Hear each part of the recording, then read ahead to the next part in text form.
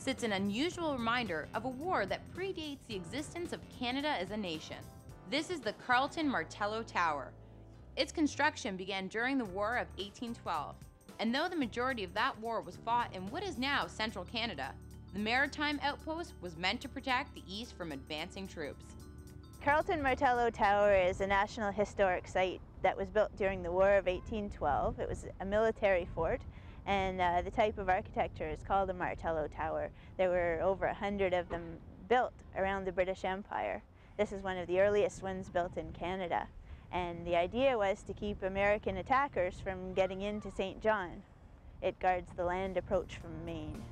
This wasn't too harsh a threat, it seems, as the tower wasn't finished until hostilities had ended.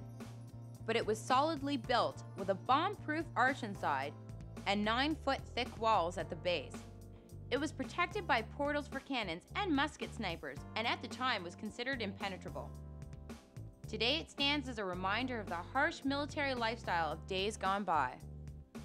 People can visit their 4 floors of exhibits inside, and they show the defenses that went really over 100 years this tower was used. So down in the basement you can see how it was set up in the 1840s with a gunpowder magazine, and then the barracks is set up the way they were in the 1860s. You can see how 12 soldiers lived inside the tower.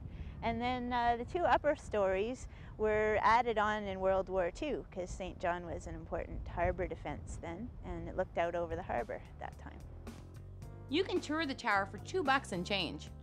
Of course, you'll want to be prepared for a good climb up the stairs, but bring your camera because the view from the top is well worth it. Well, you get a view of the whole of the city of St. John. It was designed to be able to watch the harbor and the overland approach from Maine.